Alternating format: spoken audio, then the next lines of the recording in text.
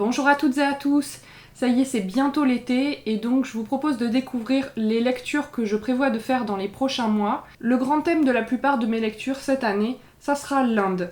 En effet, ça fait longtemps que j'ai envie de découvrir la littérature de ce pays que je trouve assez fascinant mais également tout à fait inconnu pour moi puisque je n'y suis encore jamais allée et je ne sais pas si j'aurai cette chance un jour. J'ai prévu de lire en priorité les ouvrages que je possède déjà moi, le but étant évidemment de faire baisser sa pile à lire et j'en ai également trouvé chez mes parents qui en ont lu un certain nombre à une époque. Et le premier que j'ai même commencé hier soir, c'est L'équilibre du monde de Rohinton Mistry. C'est un auteur indien qui a émigré au Canada. Ici, il s'agit, je crois, en fait, d'un espèce de livre-monde, vous savez, ces livres qui brassent plusieurs destins sur une période donnée où, je crois, on confronte la grande et la petite histoire. En tout cas, c'est comme ça que je l'ai compris. D'après le quatrième de couverture, ça se passe dans les années 70-80 et on suit en fait plusieurs personnes qui ont des destins assez différents. Il y a deux intouchables, une veuve, un jeune étudiant qui vient de la montagne et il y a également un mendiant Kudjat. À travers les heures et malheurs de leurs existences, Rohinton Mistry brosse une fresque qui est à la fois l'odyssée d'une nation et une parabole de la condition humaine. Avant de tourner cette vidéo, il y a quelques temps, j'ai parlé avec mon petit frère qui a lu, je crois, la plupart, si ça n'est la totalité des romans indiens qui seront présentés dans cette vidéo. Et en fait, lui m'a dit vraiment le meilleur de tous, c'était celui-ci, c'était L'équilibre du monde. D'ailleurs, quand j'en ai parlé sur Instagram, quand j'ai dit que je le commençais, plusieurs personnes m'ont dit « il est vraiment super, j'ai vraiment énormément aimé ». Une fois, j'avais vu qu'il était comparé à Brothers de Yu Hua, un auteur chinois dont on a pas mal parlé aussi, qui est dans ma pile à lire. Donc peut-être que si vous connaissez Brothers, peut-être que vous aimerez L'équilibre du monde. En tout cas, j'ai commencé hier soir, donc j'ai lu, vous voyez, 50 pages sur les 880.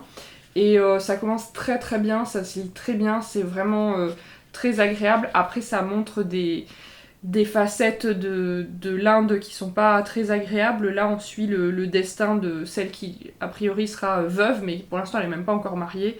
Et elle vit déjà une vie assez très difficile, en fait, où les femmes sont asservies avec l'aval de la société. Je suis très contente de commencer à lire L'équilibre du monde. Ça va être super. Voilà, je suis sûre que ça va être super. J'espère parce que j'ai vraiment... J'ai pas très envie d'être déçue sur celui-là depuis le temps que j'ai envie de le lire.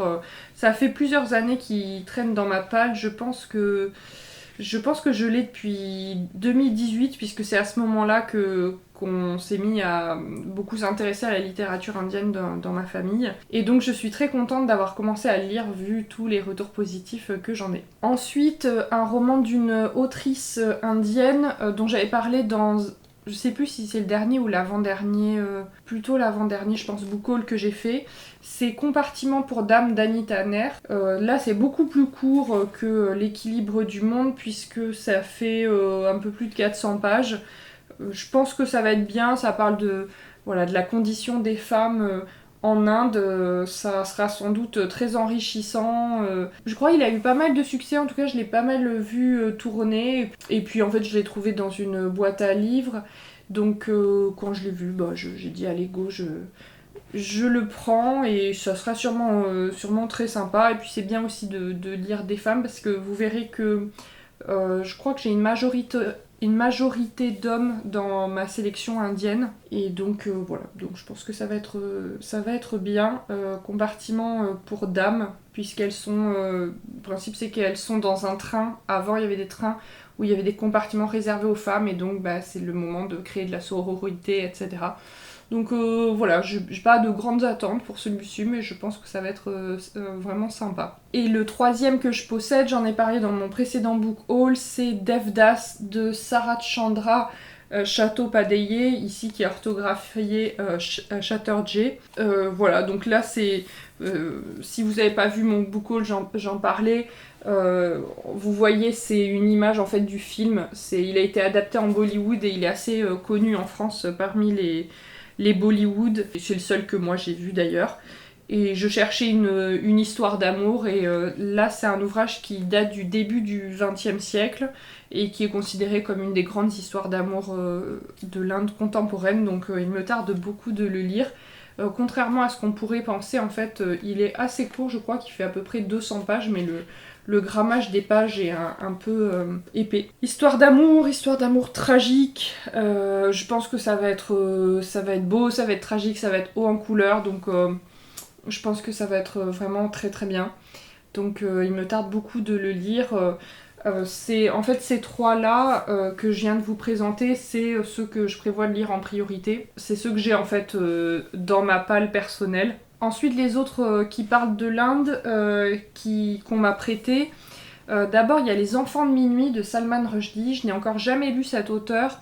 J'aimerais beaucoup le découvrir. Ici, il était dit, je sais plus où d'ailleurs, il était dit que c'était le plus grand roman anglo-indien jamais écrit. Bon, bref, je sais pas qui c'est qui dit ce genre de truc, mais je crois que c'est assez haut en couleur. Salman Rushdie il fait souvent du réalisme magique et c'est quelque chose que j'aime bien, le réalisme magique. C'est aussi une belle bricasse. Il me tarde de le lire, j'ai envie de découvrir cet auteur. Je crois que c'est son ouvrage le plus connu après évidemment les versets sataniques que je n'ai jamais lu. C'est l'histoire d'un enfant en fait qui est né à Bombay à minuit au moment où l'Inde devient indépendante, donc il acquiert des pouvoirs magiques qui le lient à l'histoire. On suit sa vie familiale. Enfin, franchement, ça a l'air vraiment bien. Il me tarde bien de le lire, Les Enfants de minuit. Un autre qui, je crois, avait eu beaucoup de succès à sa sortie, c'est Le Dieu des petits riens d'Arundhati Roy. Donc là, c'est une autrice. Et je crois qu'en fait, ce qu'elle fait, c'est qu'elle parle des intouchables. Alors je crois que c'est ça en fait, mais peut-être que j'ai mal compris, peut-être que ça parle pas du tout des intouchables, mais en tout cas j'ai vraiment hâte de le lire parce que il avait eu beaucoup de succès, il avait beaucoup frappé. C'est une autrice maintenant qui est vraiment reconnue, je crois, en Inde et aussi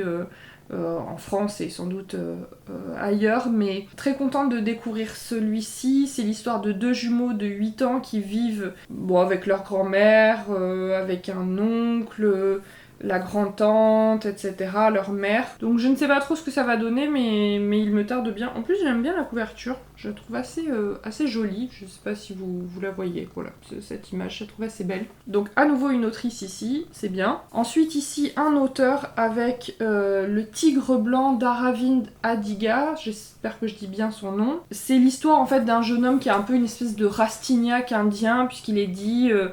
Balram Alwai, surnommé le Tigre Blanc pour son intelligence hors norme, est décidé à conquérir sa place au soleil, immoral et cynique, etc. Je ne sais pas trop à quoi m'attendre, je pense que ça va être bien. Ah tiens, il y a encore un glossaire à la fin. C'est... En fait, j'ai l'impression que dans quasiment tous les livres de ma sélection, à la fin, il y a toujours un glossaire pour indiquer ce que signifient les mots. Parce que autant là ils mettent un dal, a priori un dal, moi je sais ce que c'est, mais il y a d'autres mots qui sont utilisés et que en fait nous on connaît pas. Ça me fait toujours un peu bizarre quand il y a un glossaire parce qu'on est obligé de s'y référer. D'ailleurs, comme j'ai commencé à lire L'équilibre du monde, effectivement de temps en temps je regarde le glossaire. À la fois je trouve que ça coupe un peu dans la lecture et en même temps ne pas comprendre des mots c'est désagréable, mais finalement en fait ça me donne surtout l'impression que vraiment qu'on n'y connaît rien quoi. Voilà, qu'on n'y connaît rien de l'Inde. Peut-être que pour des anglais c'est plus évident, c'est plus compréhensible. Je sais pas trop, mais voilà. Oui, il y a un glossaire. Bref, mais celui-là il fait 300 pages, il va être un petit peu plus rapide à lire. Vous verrez que dans ma sélection, dans cette vidéo, il y a beaucoup de grosses briques. Et donc voilà, je sais pas si je lirai beaucoup de livres ou pas cet été, mais ce qui compte c'est pas de lire beaucoup de livres, c'est de se faire plaisir et d'avoir du plaisir à lire. Donc moi ça ne me gêne pas de lire des grosses briques, encore que j'ai besoin souvent un petit peu d'alterner. J'aime bien ça d'alterner entre des gros et des moins gros livres, on va dire. Donc ici, voilà, un Rastignac indien, le Tigre Blanc. Je sais pas ce que ça va donner, mais ça a l'air bien. Et d'ailleurs, mon petit frère m'avait dit, dans la sélection, ceux qu'il avait beaucoup aimé, c'était celui-là, le Tigre Blanc, L'équilibre du monde et Le Dieu des petits riens. Voilà, c'est les 3 qu'il avait préférés, il me semble. Donc je pense que celui-ci, ça va être très bien. Ensuite, une autrice à nouveau, éditée cette fois chez Piquier. Parce que c'est vrai que c'est un peu étonnant, c'est un éditeur spécialisé dans la littérature orientale, qui publie notamment des ouvrages indiens. Mais finalement, dans ma sélection, c'est le seul qui vienne de cette maison d'édition. Bref, ici, ça s'appelle La maîtresse des épices et l'autrice s'appelle Chitra Banerjee Divakaruni. Ici, on suit une femme qui tient une boutique d'épices. Et en fait, sa maîtrise des épices, alors ça se passe pas en Inde, elle est indienne, mais ça se passe en Californie. Les épices, en fait, lui permettent de guérir un petit peu les âmes, etc. Mais c'est comme un pouvoir et il est dit ici qu'en fait elle va violer un à un les interdits au risque de remettre en cause ses pouvoirs. Alors là comme ça me fait un peu penser au restaurant de l'amour retrouvé d'Ogawa Ito dont j'ai parlé dans une précédente vidéo et que j'avais pas du tout aimé, donc j'espère que ça sera quand même mieux que le restaurant de l'amour retrouvé. Et donc voilà, donc on verra bien ce que ça va donner. Il est un petit peu gros, bon il fait un petit peu plus de 300 pages. Oui, 330 pages, ça va. Donc c'est La maîtresse des épices. Et enfin, le dernier de cette sélection sur l'Inde, ça n'est pas un ouvrage d'un auteur ou d'une autrice indien, c'est un auteur américain. C'est John Irving, Un enfant de la balle. Lui, en fait, je pense que ça sera celui que je lirai en dernier, parce que je préfère lire des romans indiens. Mais celui-ci avait l'air bien, j'ai encore jamais lu John Irving. Il est très connu pour Le Monde selon Garp, Hôtel New Hampshire, L'œuvre de Dieu, la part du diable, je crois que c'est un de ses ouvrages. Bon, il a écrit un certain nombre d'ouvrages, je les ai pas tous en tête. C'est marrant parce que j'ai l'impression que John Irving, c'est un auteur qu'on lit un petit peu moins... Quelqu'un m'avait dit qu'il était un peu passé de mode. Bon, après les modes ça va, ça vient, mais je crois que c'est quand même un auteur vraiment intéressant. Et là il parle de visiblement une personne, le docteur Daruwala, qui en fait est amené dans ses recherches scientifiques à retourner en Inde. Donc je suppose qu'il est immigré, donc peut-être qu'il y aura une forme de confrontation entre... l'Inde qu'il a quitté, l'Inde dans laquelle il revient, la question des origines, etc. Bon, je sais pas trop de quoi ça parle. C'est assez long comme ouvrage, mais en tout cas, ça a l'air bien. Je vois que une des choses qui était dite, c'est livre de poids, plus fou que jamais, un enfant de la balle embrasse l'Inde avec énergie et grâce. Bref, donc ça a l'air bien, même si je comprends pas très très bien de quoi ça parle, après c'est pas très important. Donc John Irving, Un enfant de la balle. Bon, évidemment, ça n'est pas un portrait exhaustif de ce qui se fait en littérature indienne. À une certaine période, en fait, dans ma famille, on s'est beaucoup intéressé à l'Inde, à la littérature indienne. Et à ce moment-là, j'avais fait en fait une recherche un peu sur les livres à lire en fait pour découvrir la littérature indienne. Et c'est comme ça que plusieurs ouvrages qui figurent ici sont ressortis. Les enfants de minuit, Le Dieu des petits riens, Le Tigre blanc, Un enfant de la balle. Et L'équilibre du monde, il m'avait été conseillé par un libraire en fait. Et récemment en fait, avant de refaire cette vidéo, je me suis dit bah tiens, tu vas faire des recherches sur les livres pour découvrir la littérature indienne. Et en fait, il y avait certains de ces titres qui n'y figuraient pas du tout, et il y en avait d'autres. J'ai conscience aussi que il y a des grands auteurs connus en France qui figurent pas ici, par exemple. Il n'y a pas d'ouvrage d'Amitav Ghosh, qui est un auteur que j'aimerais vraiment lire, mais je sais pas forcément très bien par quoi commencer. Est-ce que je lis sa trilogie sur l'opium? Je crois le tome 1 s'appelait Un océan de pavots. Et en même temps, il y en avait un qui avait l'air bien, qui s'appelait, je crois, Le Palais des Miroirs, mais qui était plus édité. Bref, donc voilà, il y a d'autres auteurs et autrices indiens, évidemment, à lire. C'est pas seulement ces combien j'ai là d'ouvrages, 8 livres qui vont faire découvrir, donner un panorama exhaustif de la littérature indienne, mais je pense que tout ce que je lirai sera vraiment de qualité, et ça fait plaisir. Bon, évidemment, je prévois de pas lire que de la littérature indienne pendant cet été, parce que sinon le risque en fait ça serait que je me lasse et que je passe à côté de certains livres parce que j'aurais la sensation qu'ils se ressemblent tous, ce qui ne sera évidemment pas le cas. Donc je pense que je vais alterner en fait avec d'autres ouvrages que j'ai sélectionnés pour cet été. Et si vous me suivez, vous savez que y a un incontournable pendant l'été, c'est le Clésio. Donc chaque année je lis un Le Clésio depuis je pense plus d'une dizaine d'années. Et ici j'ai pris franchement un peu au hasard dans la bibliothèque de mes parents. J'ai pris Révolution, alors j'avoue qu'il est énorme, donc ça va être assez long à lire, bon 550 pages, il faut voir ce que ça donne. Je ne sais pas de quoi ça parle, j'avoue que je m'y suis pas follement intéressée. Si je regarde comme ça très rapidement en fait le résumé, je vois Paradis perdu, Nice, l'île Maurice de mes ancêtres, tous les coins d'Europe, l'exil, la recherche d'une terre, etc. Bref, je me demande en fait si c'est pas un peu autobiographique parce que si le Clésio il parle de ses origines mauriciennes, de son enfance à Nice, etc., de ses voyages, en tout cas c'est le Clésio, je vais le lire, point. Je suis pas sûre qu'il faille retenir en fait autre chose que ça. Donc ça sera le Clésio de 2024, ça sera Révolution. Et ensuite les trois derniers livres, ça sera en fait sur un petit thème, un autre petit thème. En fait c'est... bon, j'ai le chat qui s'est mis sur les livres, très bien. Ça sera en fait sur le thème des autrices anglaises du 19e, puisque c'est une littérature que j'aime beaucoup. Alors il va y avoir en fait un essai qui s'appelle L'autre George, à la rencontre de George Eliot, écrit par Mona Ozouf. Donc George Eliot, c'est une autrice dont j'ai lu 2 livres. J'ai lu en 2022 Un moulin sur la Flosse, Le moulin sur la Flosse, et en 2023 j'ai lu Middlemarch. D'ailleurs, je ne vous ai jamais encore parlé de Middlemarch, de ma lecture de Middlemarch sur cette chaîne. Middlemarch, c'est un ouvrage vraiment, je sais pas si je peux dire à part, mais c'était un ouvrage tellement énorme, aussi bien, c'est 1200 pages que tout ce qu'il brasse, que j'avoue que je n'ai pas encore réussi jusqu'ici à trouver le format adapté en fait de vidéo.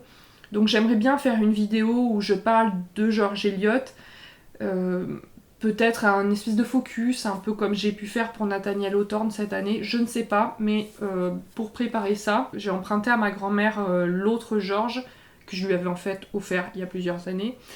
Et le but c'est peut-être d'avoir un peu de matière pour essayer de comprendre qui est George Eliot. J'ai écouté aussi des émissions à la radio sur elle. Peut-être que cet automne, je ferai une vidéo sur George Eliot. Je ne sais pas. Ça fait partie des projets depuis longtemps, en fait, de faire une vidéo sur George Eliot. Je sais pas encore très bien comment en parler, en fait, de cette autrice. En tout cas, j'avais beaucoup aimé Le moulin sur la Flosse et j'ai bien aimé Middlemarch. Mais donc je prévois de lire cet essai pour en découvrir un petit peu plus sur elle et un peu plus comprendre son œuvre.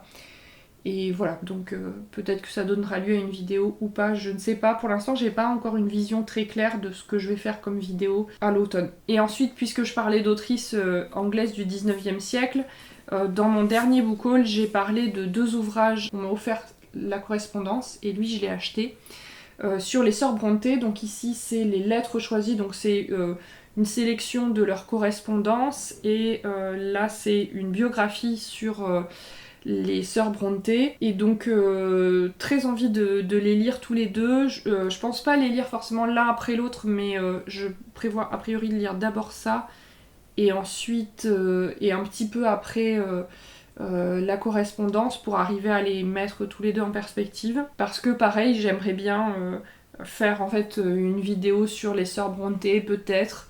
En tout cas, c'est le projet. Je suis pas sûre d'arriver cet automne à faire à la fois sur les sœurs Brontë et sur George Eliot, parce qu'en fait, ce que j'ai vu avec Nathaniel Hawthorne, c'est que ça demande énormément de travail. Et encore, Nathaniel Hawthorne, je l'avais lu en fait pendant un mois, je n'avais lu que cet auteur dans le cadre d'un challenge de Nabolita. Là, c'est pas ce que je prévois de faire, mais faire des recherches sur lui, préparer la vidéo, ça avait été très long. Très intéressant aussi, je regrette pas du tout et je suis très fière de cette vidéo, même si elle est beaucoup trop longue. Mais voilà, j'ai envie de faire quelque chose comme ça aussi, à la fois sur George Eliot et sur les Sœurs Brontë. Est-ce que je changerai de format? Est-ce que... je ne sais pas.